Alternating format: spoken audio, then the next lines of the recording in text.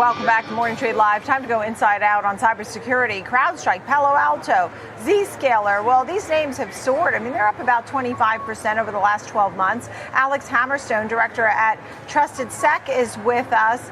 What about these names? I know under a bit of pressure today, but tell me a little bit about the state of cybersecurity as AI gets more and more advanced. So cybersecurity is going to continue to grow. Anybody that watches the news sees, all these attacks and breaches and organizations being affected. Not just that, it's that the whole landscape has kind of changed. Over the years, it's gone from talk about breaches and loss of records to really availability. And so we see large organizations losing millions of dollars due to their assembly lines being down or their resources being unavailable. And the other thing is that the number of targets keeps increasing, right? I mean, everything is being connected. And so the market is just going to continue to grow. And, these well-known, kind of bigger names, I think are going to continue to benefit from it. Yeah, understood. I mean, right now, today, CrowdStrike is one of the names under pressure. When these names pull back, are those buying opportunities? In my view, yes. I don't have a crystal ball, but I don't think anyone will ever go wrong, thinking the market will continue to grow. Obviously for any individual company, there are a lot of different factors that are going to affect its value. But I think, anyone that's ever been involved in a purchasing decision at a larger company knows that going with known quantities, going with big names, is oftentimes the way they're going to go because there's less risk to the decision maker in those cases. What would you say is a forte of one over the other? Because we put them in this category sort of all together, but they do compete against one another. Is one more of a standout in your mind? So they're obviously all respected names. I've always been a big fan of Palo Alto's platformization kind of concept that we've talked about here before, and seeing that grow. And I think, the way to think about that is for anybody watching that isn't necessarily in IT is with kind of your home automation type items. You want your speakers and your locks and your thermostat to all kind of be on the same platform and work together because it's much easier. And with any of these, security products, organizations don't just think about the product themselves, but also what it takes to maintain them and implement them and everything like that. So, that type of platformization, I think, can be very effective. But you also have, the CrowdStrikes and the Zscalers that are continuing to, expand, their offerings, kind of dial in on, what the technology is doing. Really focus not just on the perimeter of an organization, but also look at, securing users, devices, apps, et cetera. And I think that as they continue to move forward, that's going to continue to grow. Right, understood. When you look at the fact that these stocks are near highs and we think about all the geopolitical tensions, you still see that people are going to be running to these, right? Absolutely. I think, kind of news stories are really one of the best drivers of a lot of these, cybersecurity companies. And again, I think it's that piece, right? There are more threats.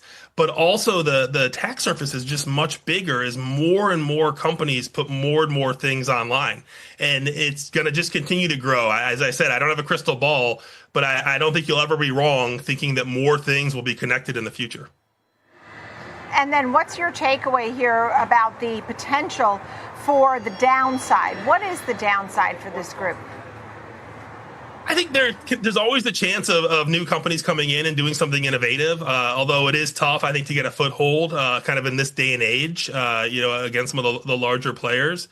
But I think, the other thing is that the environment can change. Somebody might come out with a new technology that makes things safer in a way that we didn't anticipate, right? So some of these companies that are kind of out there protecting, may be affected there. But I think in the short term, I think we're going to continue again to see a larger number of threats and more organizations really looking to known quantities as a way to, lower risk and be in a better spot. You talked about Zscaler having a great quarter, being driven by the shift to zero trust and cloud native security. Tell me more about that sort of mentality. I think it's interesting. If you look at organizations, they've really changed over the years, right? From having these, large on-prem instances, a lot of equipment and things like that, and things are really moving into the cloud. In the old days, where there was a lot of focus on kind of protecting the walls, right? The perimeter. And now there's a lot more focus on also looking at these end user devices, and applications and everything else. And so as you continue to focus on that, organizations that are looking at those things are going to be in a good spot. The other thing is, we hear a lot about AI, right? You can't turn on the TV or open a newspaper and not see AI. And I think for anybody watching, it's really important to kind of understand what AI is and isn't, and whenever someone uses that term, to really kind of understand what they mean by it and how they're using it. And I think that, when you look at these organizations, there's a large opportunity, because the things that AI does well and makes more efficient can very much fit well with their missions. When we look at these names here, and obviously an incredible run, but you talked about 5 years ago, companies were just happy to throw money at cybersecurity. Sometimes they would have duplicative tools. At this point now, they're looking for more and more results. And organizations obviously are at risk. And at the same time, they have to spend to get upgraded, to get the latest tools, to make sure that they don't have breaches and all kinds of fines and things like that. Will there be the CapEx spending, or the spending that we need on this particular part of life for companies? Do you have any sort of projections? Will we see double spent on cybersecurity over the next 10 years or something like that?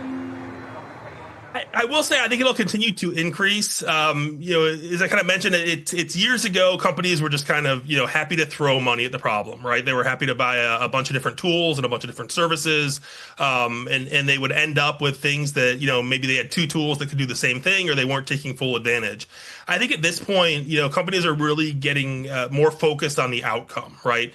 So they want these tools or these services to provide actual results. They want, measurable lowered risk when they can get it. And so I think that's going to, whether cybersecurity spending overall goes up, I do think it will continue to be more concentrated in fewer companies. All right. Thank you so much, Alex Hamerstone. Great to chat with you. An important topic. People love to talk about cybersecurity at Trusted Sect. Thank you.